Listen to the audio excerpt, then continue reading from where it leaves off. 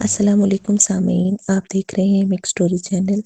کہانی جنت کے پتے پیش کی جا رہی ہے، جس کو لکھا ہے نمرہ احمد نے۔ سلمان کیا ہوا ہے؟ تھینک یو بیٹا، سلمان صاحب نے حیا کو کہا۔ اس کا مطلب تھا کہ اب تم یہاں سے جاؤ، اور وہ اشارہ سمجھ کر سر جھکاتے وہاں سے آ گئی۔ بہت آہستہ سے سلاد کا پیالہ میز پر رکھا اور اپنی آدھی بھری پلیٹ اٹھائی، مگر اب کچھ کھانے کو جی نہیں چاہ رہا تھا۔ یہ ابا کو ہو کیا گیا ہے؟ وہ پھپھو کے بارے میں ایسی باتیں کیوں کر رہے تھے؟ پھر اس سے رہا نہیں گیا، وہ اپنی پلیٹ اٹھا کر ستون کے ساتھ کھڑی ہو گئی، جس کی دوسری طرف ابا اور تایا کھڑے تھے، بظاہر اپنی پلیٹ پر نظر جھکاتے، کان ان دونوں کی باتوں کی طرف تھے۔ حیا کے لیے لغاری نے اپنے بیٹے کا پرپوزل دیا ہے۔ سلمان صاحب نے اپنے دوست کا نام لیا، جو حیا کے ہاتھ میں پکڑی ہوئی پلیٹ لرز گئی۔ یہ کیا کہہ رہے ہو؟ فرقان تایا ششدر رہ گئے۔ بھائی، اس میں حیرت کی کیا بات ہے؟ ولید اچھا لڑکا ہے، کل مہندی پہ آئے گا تو ملواؤں گا۔ سوچ رہا ہوں حیا سے پوچھ کر ہاں کر دوں، مگر سلمان، یہ کیسے ہو سکتا ہے؟ کیوں نہیں ہو سکتا بھائی؟ تم یہ شادی کیسے کر سکتے ہو؟ باپ ہوں اس کا، کر سکتا ہوں۔ فاطمہ بھی راضی ہے، اور مجھے یقین ہے حیا کو کوئی اعتراض نہیں ہوگا۔ اور جہاں کا کیا ہوگا؟ کون جہاں؟ سلمان صاحب یکسر انجان بن گئے۔ تمہارا بھانجا سبین کا بیٹا، جسے تم نے حیا کا نکاح کیا تھا، تم کیسے بھول گئے ہو؟ وہ 21 سال پرانی بات ہے، اور حیا اب 22 سال کی ہو گئی ہے۔ بے وقوفی کی تھی میں نے، سبین پر اعتبار کر کے اپنی بچی کا نکاح کر دیا۔ 21 برس میں کبھی سبین نے مڑ کر پوچھا کہ نکاح کا کیا ہوگا؟ 6 ماہ میں ایک بار فون کر لیتی ہے اور 3 منٹ بات کر کے رکھ دیتی ہے، اور آپ کو لگتا ہے کہ وہ لوگ رشتہ قائم رکھنا چاہتے ہیں۔ مگر سبین تو سکندر کی وجہ سے، تم جانتے ہو، الٹے دماغ کا انسان ہے۔ میں کیسے مان لوں کہ اپنے مغرور اور بد دماغ شوہر کی وجہ سے نکاح کو بھول گئی؟ اتنے برس بیت گئے، اس نے ایک بار بھی اس شادی کی بات منہ سے نہیں نکالی۔ میں اس سے کیا امید رکھوں؟ مگر جہان تو اچھا لڑکا ہے، تم اس سے ملے تو تھے جب پچھلے سال تم استنبول گئے تھے؟ جی جہاں، سکندر اچھا لڑکا ہے۔ مائی فٹ، انہوں نے بہت تلخ ہو کر کہا۔ اس کے تو مزاج ہی نہیں ملتے۔ ترکی میں پیدا ہوا ہے، نہ اس کو اردو آتی ہے نہ پنجابی۔ اور کبھی اس نے ماموں کا حال پوچھا ہے؟ کبھی فون کیا ہے بھائی؟ میں یہ سب بھول جاتا، مگر پچھلے سال میں ترکی گیا تو یقین کرے بھائی، میں 18 دن وہاں رہا، روز سبین کے گھر جاتا تھا۔ سکندر تو خیر الگ بات، مگر جہاں آخری روز مجھے ملا وہ بھی 15 منٹ کے لیے بس، وہ بھی جب اس کی ماں نے میرا نام بتایا تو کافی دیر سوچنے کے بعد اس کو یاد آیا کہ میں اس کا دور پرے کا ماموں لگتا ہوں۔ وہ مجھ سے ملا، اور وہ بھی 15 منٹ کے لیے بس، اور پوچھنے لگا کیا پاکستان میں روز بم دھماکے ہوتے ہیں اور کیا وہاں انٹرنیٹ کی سہولت موجود ہے؟ پھر اس کا فون آیا اور وہ اٹھ کھڑا ہوا اور چلا گیا۔ میں کبھی حیا کے لیے کورٹ سے خلا لینے کا نہ سوچتا، اگر میں اس روز ایک ترک لڑکی کو جہان کے ساتھ اس کے گھر ڈراپ کرتے نہ دیکھتا۔ جب میں فلائٹ پکڑنے سے قبل سبین کو خدا حافظ کہنے گیا تھا، اس لڑکی کے ساتھ اس کی بے تکلفی علیمان، وہ سکندر شاہ کا بیٹا ہے اور وہ اپنے باپ ہی کا پرتو ہے۔ میں سمجھتا تھا کہ اگر احمد شاہ جیسے عظیم انسان کا بیٹا ہو کر سکندر ان کے برعکس نکلا، تو ویسے ہی جہان بھی اپنے باپ کے برعکس نکلے گا اور ایک اچھا انسان ہوگا، اور وہ اسی مغرور آدمی کا بیٹا ہے۔ حیا کون ہے؟ اس کا ان سے کیا تعلق ہے؟ یہ بات نہ جہان کو یاد ہے نہ سبین کو۔ سبین تو اب یہ ذکر ہی نہیں کرتی۔ اب میں اپنی بیٹی کو زبردستی ان کے گھر بھیج دوں کیا؟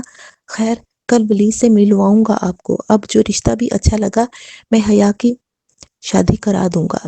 حیا میں اب مزید سننے کی تاب نہ رہی، وہ سفید چہرہ لیے بوجھل قدموں سے چلتی ان سے دور ہٹ گئی۔ جہان سکندر کو اس نے کبھی نہیں دیکھا تھا، بس بچپن سے اس نے اپنے اور اس کے رشتے سے متعلق سنا تھا۔ وہ سال بھر کی تھی جب سبین پھپھو پاکستان آئیں اور فرات جذبات میں اپنے 8 سالہ بیٹے کے لیے اس کا رشتہ مانگ لیا۔ جذباتی سی کارروائی ہوئی اور دونوں بہن بھائیوں نے بچوں کا نکاح کر دیا۔ تب 8 سالہ جہان ان کے ساتھ تھا، پھر وہ ترکی چلا گیا۔ 21 سال گزر گئے، وہ ترکی میں ہی رہا، کبھی پاکستان نہیں آیا، اور اس وزٹ کے بعد سبین پھپھو بھی نہیں آئیں، نہ کبھی انہوں نے کوئی تصویر بھیجی، نہ خط لکھا۔ اگر کبھی کوئی ترکی چلا جاتا تو ان سے رابطہ کر لیتا، رابطہ نہ ہونے کے برابر تھا۔ انٹرنیٹ وہ استعمال نہیں کرتی تھی، اگر کرتا تھا جہان سکندر بھی تو اس کا کوئی ای میل، فیس بک، ٹویٹر، کسی کے پاس کچھ نہیں تھا۔ ایرم وغیرہ اسے فیس بک پر سرچ کرتے کرتے تھک گئے تھے، مگر ترکی کا کوئی جہان سکندر ان کو نہیں ملتا تھا۔ شروع کے دن پھپھو بہت فون کیا کرتی تھی، پھر آہستہ آہستہ یہ رابطے زندگی کی مصروفیات میں کھو گئے۔ 3 ماہ میں ایک فون ان کا آ جاتا، 3 ماہ میں ایک فون ادھر سے چلا جاتا، یوں 6 ماہ میں 2 دفعہ صحیح بات ہو جاتی، رسمی الیکس لیک، موسم کا حال احوال، سیاست پر بات اور اللہ حافظ۔ ان تمام باتوں کے باوجود وہ خود کو ذہنی طور پر جہان سے وابستہ کر چکی تھی۔ نکاح کے وقت کی تصاویر آج بھی ان کے پاس محفوظ تھی۔ 8 سالہ بھورے بالوں اور سنہری رنگت والا خوبصورت لڑکا جس کو اس نے کبھی اپنے روبرو نہیں دیکھا تھا، اور شاید ترکی جانے کی ساری خوشی کی وجہ بھی یہی تھی جس پر ابا نے پانی پھیر دیا تھا۔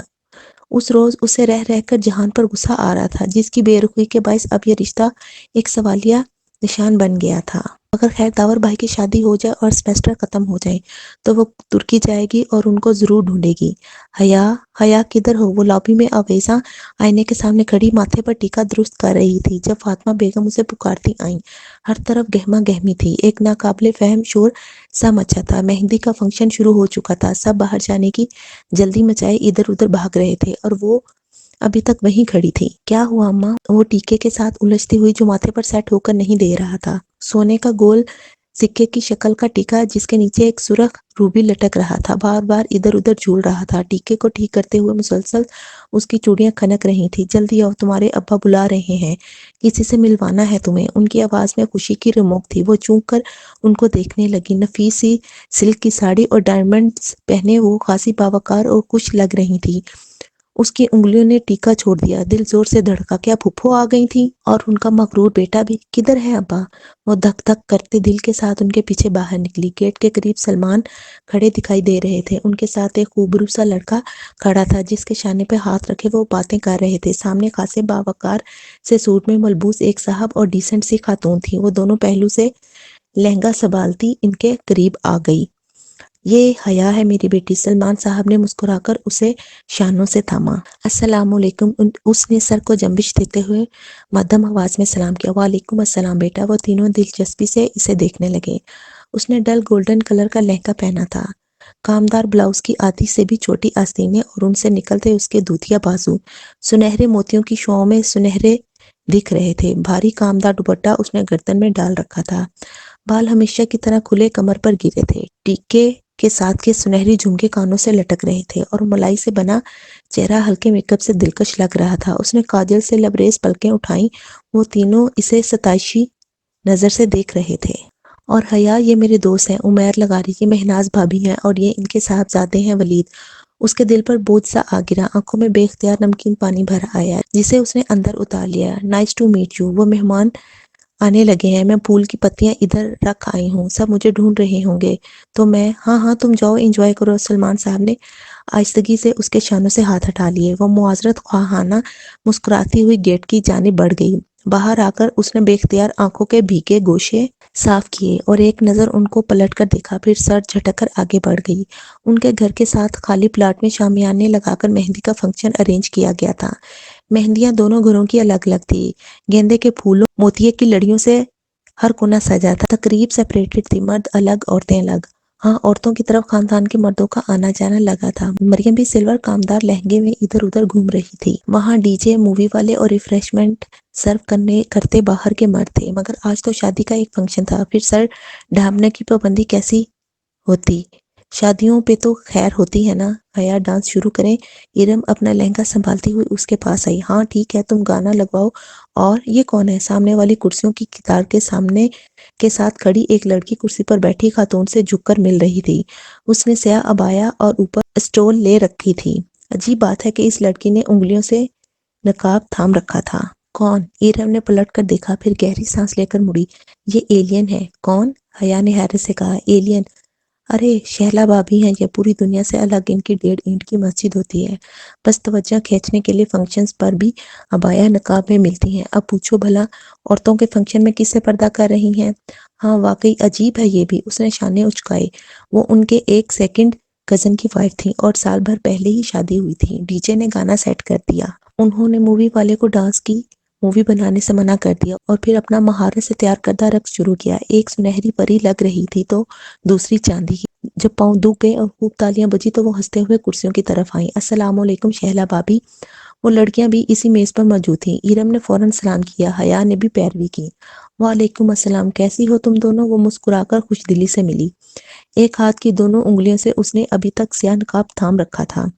بالکل ٹھیک، شہلا بھابی نقاب اتار دیں، ادھر کون ہے؟ شہلا نے جواباً مسکرا کر سر ہلا دیا مگر نقاب اسی طرح پکڑے رکھا۔ ماشاءاللہ تم دونوں بہت پیاری لگ رہی ہو۔ وہ بات کرتے کرتے ذرا سی ترچھی ہو گئی۔ حیا نے حیرت سے دیکھا، شاید اس طرح مووی والا فلم بنا رہا تھا اسی لیے۔ عجیب عورت ہے، اتنی بھی کیا بے اعتباری، ہماری فیملی مووی ہے، ہم کون سا باہر کسی کو دکھائیں گے؟ حیا بڑبڑائی۔ پھر وہ جلدی ہی وہاں سے اٹھ گئی۔ اماں جانی کدھر تھیں؟ کس سے پوچھے سبین پھوپھو آئی ہے یا نہیں؟ وہ کافی دیر اسی شش و پنج میں مبتلا رہی، پھر گھر چلی آئی اور ٹی وی لاؤنج میں فون کے ساتھ رکھی ڈائریکٹری اٹھائی۔ تھکن کی وجہ سے دم سے صوفے پر گری اور سبین پھوپھو کا نمبر تلاش کرنے لگی۔ اس نے کبھی ان کو یوں فون نہیں کیا تھا مگر آج دل کے ہاتھوں ہار گئی تھی۔ ترکی کا وہ نمبر مل ہی گیا۔ اس نے ریسیور اٹھایا اور نمبر ڈائل کیا۔ گھنٹی جانے لگی تھی، اس کے دل کی دھڑکن تیز ہو گئی تھی۔ 5ویں گھنٹی پر فون اٹھا لیا گیا۔ ہیلو، بھاری مردانہ آواز اس کی سماعت سے ٹکرائی۔ السلام علیکم، اس نے کچھ لبوں پر زبان پھیری۔ جواباً وہ کسی انجان زبان میں کچھ بولا۔ میں پاکستان سے بات کر رہی ہوں، گڑبڑا کر انگریزی میں بتانے لگی۔ پاکستان سے کون؟ اب کہ وہ انگریزی میں پوچھ رہا تھا، اس کی آنکھوں میں پانی بھرنے لگا۔ میں سبین سکندر کی بھتیجی ہوں، پلیز ان کو فون دے دیں، وہ تو جواہر گئی ہیں، کوئی میسج ہے تو بتا دے، وہ مسروف سے انداز میں کہہ رہا تھا۔ اب یہ جواہر کیا تھا، اسے کچھ اندازہ نہ تھا۔ وہ سبین پھوپھو نے پاکستان نہیں آنا کیا؟ داور بھائی کی شادی پر؟ نہیں، وہ بیزی ہیں۔ شاید وہ فون رکھنے ہی لگا تھا کہ وہ کہہ اٹھی، آپ کون؟ ان کا بیٹا جہان۔ کھٹ سے فون رکھ دیا گیا۔ اس نے بھیگی آنکھوں سے ریسیور کو دیکھا اور پھر زور سے کریڈل پر چٹکا، آنسو صاف کیے اور اٹھ کر باہر آئی تو گیٹ کی طرف سے ظفر چلا آ رہا تھا۔ اس کے ہاتھ میں سفید ادھ کھلے گلابوں کا بکے تھا۔ وہ بے اختیار ٹھٹک کر رکی، پھر لہنگا سنبھالتی زینے اتر آئی۔ یہ کیا ہے ظفر؟ او تسی ایتھے ہو، یہ کورئر والے نے دیا ہے تہاڈے لئی۔ ظفر نے گلدستہ اور ایک بند لفافہ اس کی طرف بڑھا دیا۔ وہ پچھلے 7 سال سے طاہر فرقان کا ملازم تھا۔ ٹھیک ہے تم جاؤ۔ اس نے بکے کو بازو اور سینے کے درمیان پکڑا اور دونوں ہاتھوں سے بند لفافہ کھولنے لگی۔ حسب معمول اس میں سفید سادہ کاغذ تھا جس کے بالکل درمیان میں اردو میں ایک سطر لکھی ہوئی تھی۔ اس لڑکی کا نام جو کبھی کسی انچاہے رشتے کے بننے کے خوف سے روتی ہے تو کبھی کسی بن چکے انچاہے رشتے کے ٹوٹنے کے خوف سے۔ وہ سن ہو کر رہ گئی، پھر گھبرا کر ادھر ادھر دیکھا۔ گیٹ کھلا تھا، مہندی والی جگہ سے بہت سے لوگ آ جا رہے تھے۔ ایسے میں کیا کوئی ادھر تھا جو بغور مشاہدہ کر رہا تھا؟ اس نے لفافے کو پلٹا۔ کورئر کی مہر 1 روز قبل کی تھی۔ ابھی 10 منٹ قبل وہ جہان کے ساتھ پہلی دفعہ بات کر کے روئی تھی۔ بن چکا انچاہا رشتہ، اور گھنٹہ بھر پہلے ولید اور اس کے والدین سے ملی تھی۔ انچاہے رشتے کے بننے کے خوف۔ یہ کون تھا جو اتنا باخبر تھا؟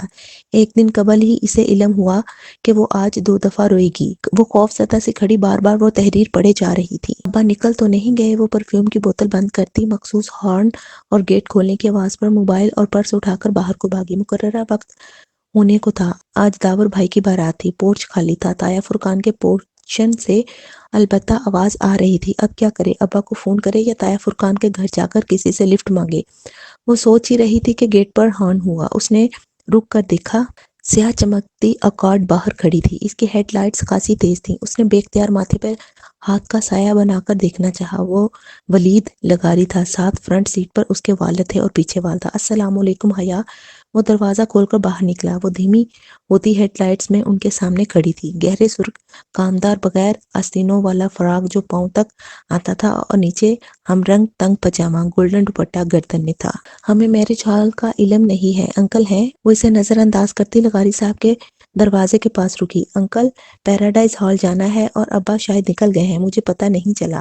اوہ، تو پھر آپ کے چچا وغیرہ؟ وہ تو ابا سے بھی پہلے چلے گئے ہیں۔ ٹھہریے، ابا زیادہ دور نہیں گئے ہوں گے، میں انہیں واپس… ارے وہ کیوں واپس آئیں؟ آپ ہمارے ساتھ آ جاؤ بیٹا۔ ہاں بیٹا آؤ۔ مسز مہناز لغاری نے فوراً دروازہ کھولا۔ اب اگر ابا کا انتظار کرتی تو آدھا فنکشن نکل جاتا۔ چلیں ٹھیک ہے۔ وہ گاڑی میں بیٹھ گئی۔ تو ہماری بیٹی کیا کرتی ہے؟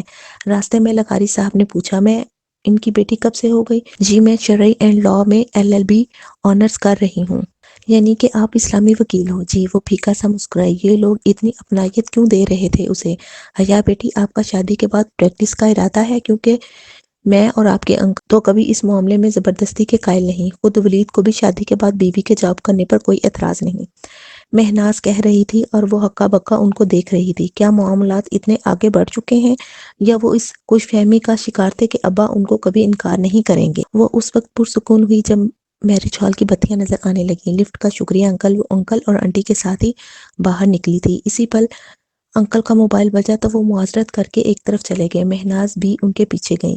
حیا سنیے، وہ جانے لگی تھی کہ ولید نے پکارا، مجھے آپ سے بات کرنی ہے، مگر یہ مناسب نہیں، مگر مجھے اسی رشتے کے متعلق بات کرنی ہے، اگر آپ 2 منٹ اندر بیٹھ کر بات سن لیں تو۔ ساتھ ہی اس نے فرنٹ سیٹ کا دروازہ کھولا۔ روشنی کا ایک گوندا اس کے ذہن میں لپکا۔ موقع اچھا تھا، وہ اس کو اپنے نکاح کے بارے میں بتا کر سارا معاملہ یہیں دبا سکتی تھی۔ ٹھیک ہے، لیکن یہاں ہمارے رشتے دار ہیں، اگر ڈونٹ وری، میں کار کو بیک سائڈ پر لے جاؤں گا، آپ بیٹھیے۔ وہ بیٹھی تو ولید زن سے گاڑی آگے بڑھا لے گیا۔ آپ کو جو بھی کہنا ہے جلدی کہیے، پھر مجھے بھی کچھ کہنا ہے۔ پہلے آپ کہیے۔ ولید میرج ہال کی پچھلی طرف سنسان گلی میں گاڑی لے آیا تھا۔ اوکے، مجھے کچھ بتانا تھا، میرے ابا نے معلوم نہیں آپ کو بتایا ہے یا نہیں، مگر میں بتانا ضروری سمجھتی ہوں۔ میرا نکاح میری پھپھو کے بیٹے سے بچپن میں ہی ہو گیا تھا، وہ لوگ ترکی میں ہوتے ہیں، کچھ خاندانی مسائل کی وجہ سے میرے ابا ان سے تھوڑا پرسن ہے اور مجھے ڈائیورس دلا کر میری شادی کہیں اور کرانا چاہتے ہیں، مگر میں ایسا نہیں چاہتی، پلیز آپ انکار کر دیں، میں کسی اور کی بیوی ہوں، ان نکاح پر نکاح نہیں ہو سکتا، پلیز میں آپ سے درخواست کرتی ہوں۔ اس نے چہرہ اوپر اٹھایا، وہ یک ٹک گہری خاموشی گہری نظروں سے اسے دیکھ رہا تھا۔ یہ اس کا چہرہ تو نہ تھا جو وہ سارا راستہ ڈرائیونگ کے دوران دیکھتی آئی تھی، یہ تو کوئی اور ہی شخص تھا۔ پھر آپ نے کیا سوچا؟ اس کی آواز لڑکھڑا گئی، خطرے کا الارم زور زور سے اس کے اندر بجنے لگا۔ کس بارے میں؟ وہ بوجھل آواز میں بولا تو وہ دروازے کی طرف سمٹی۔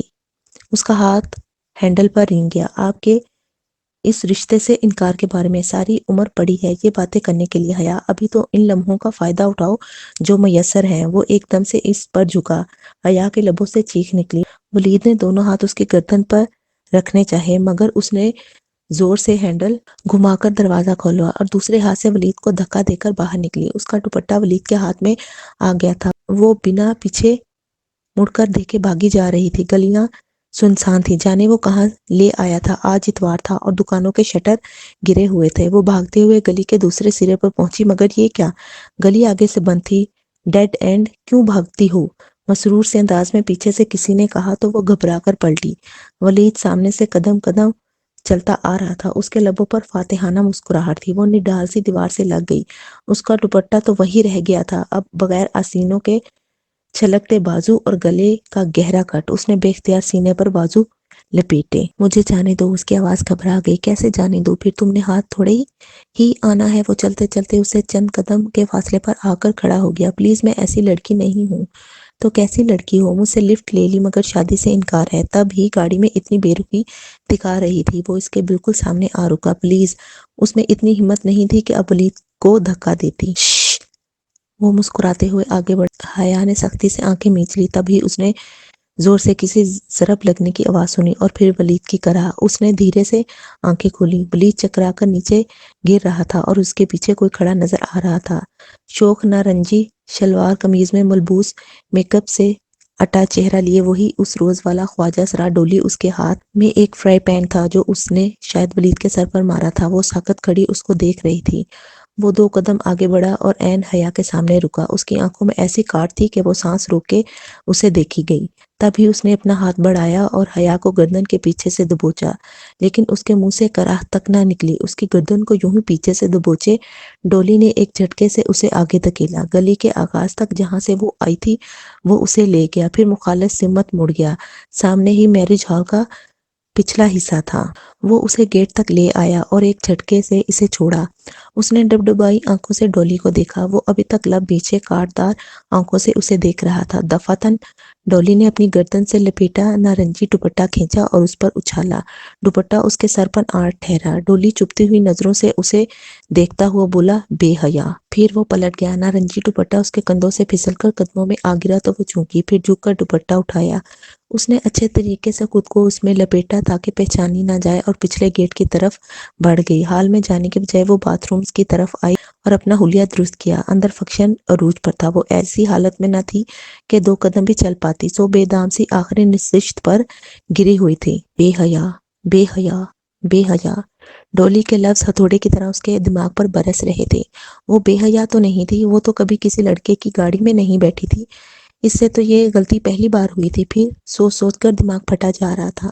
وہ آدھے فنکشن کے بعد ہی طبیعت خرابی کا بہانہ کر کے چلی آئی تھی۔ یہ داور اور سونیا کی شادی کے چند دن بعد کا ذکر ہے۔ صبح سے سردی بہت بڑھ گئی تھی، دسمبر ختم ہونے کو تھا اور ہوا ٹھٹھرا دینے والی بن چکی تھی۔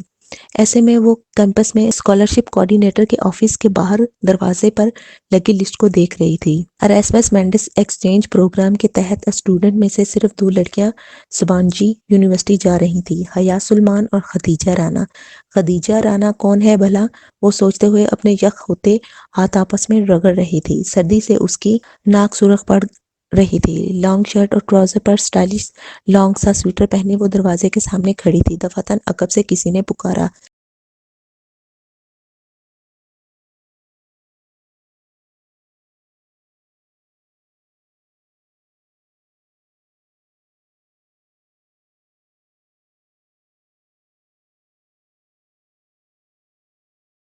سکیڑے سوچتی ہوئی کہہ رہی تھی۔ حیا نے ایک طنزیہ نظروں میں اس کا سر سے پاؤں تک جائزہ لیا، پھر ذرا روکھے انداز میں بولی، میں ہوں۔ اوہ، اس نے جیسے بامشکل اپنی ناگواری چھپائی۔ میں آپ کے ساتھ ترکی جا رہی ہوں حیا، میں خدیجہ ہوں۔ میری فرینڈز مجھے ڈی جے کہتی ہیں، لیکن آپ میری فرینڈ نہیں ہیں، سو خدیجہ ہی کہیے گا۔ مجھے بھی حیا صرف میرے فرینڈز کہتے ہیں، آپ مجھے مس سلمان کہہ سکتی ہیں۔ وہ کہہ کر پلٹ گئی۔ جی بد دماغ لڑکی تھی وہ خدیجہ رانا، اسے پہلے بھی خوامخواہ بری لگتی تھی اور اب اندازہ ہو گیا تھا کہ اس کے بھی حیا کے بارے میں کچھ ایسے ہی خیالات تھے۔ وہ جیسے ہی گھر آئی، ظفر سامنے سے آ گیا، بھاگتا ہوا، ہانپتا ہوا، حیا بی بی، حیا بی بی، بول بھی چکو اب۔ وہ گاڑی لاک کرتے کوفت زدہ ہوئی، آپ کو ارم بی بی بلا رہی ہیں۔ خیریت نہیں لگتی جی، وہ بہت رو رہی ہیں، ظفر نے رازداری سے بتایا تو وہ چونکی۔ اچھا میں آتی ہوں، تم یہ میرا بیگ اندر رکھ دو۔ وہ سیدھا ارم کے گھر کھلنے والے درمیانی دروازے کی طرف بڑھ گئی۔ لاؤنج میں سائمہ تائی اور سونیا بیٹھی تھیں۔ سامنے کوئی کامدار دوپٹہ پھیلا رکھا تھا اور دونوں اس کے ساتھ الجھی تھیں۔ آہٹ پر سر اٹھایا، اسے دیکھ کر دونوں ہی مسکرا دی۔ حیا کیسی ہو؟ بالکل ٹھیک۔ ارم کہاں ہے تائی؟ اماں مجھے بلا رہی تھی، اندر کمرے میں ہوگی۔ اوکے میں دیکھتی ہوں۔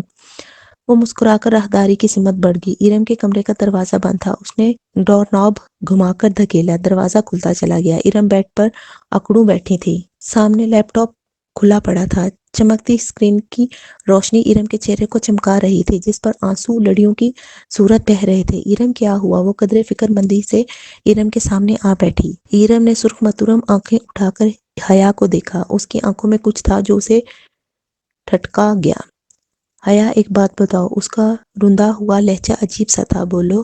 ہم شریف لڑکیاں ہیں کیا؟ اپنے بارے میں تو یقین ہے، مگر تمہارا معاملہ ذرا مشکوک ہے۔ اس نے ماحول کا بوجھل پن دور کرنے کو کہا، مگر ارم مسکرائی تک نہیں۔ نہیں حیا، ہم دونوں کا ایک ہی معاملہ ہے، کیوں پہیلیاں بجھوا رہی ہو؟ ہوا کیا ہے؟ حیا مجھے بتاؤ، کیا ہم مجرا کرنے والیاں ہیں؟ وہ ایک دم رونے لگی تھی۔ ارم وہ ششدر رہ گئی۔ بتاؤ، کیا ہم طوائفیں ہیں؟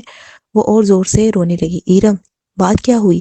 حیا بولو، بتاؤ ہم ایسی ہیں کیا؟ نہیں بالکل نہیں۔ پھر یہ کیا؟ ارم نے لیپ ٹاپ کی سکرین کا رخ اس کی طرف کیا۔ کیا ہے یہ؟ اس نے الجھن سے سکرین کو دیکھا، اس پر ایک ویڈیو چل رہی تھی۔ ویڈیو کا کیپشن اوپر رومن اردو میں لکھا ہوا تھا۔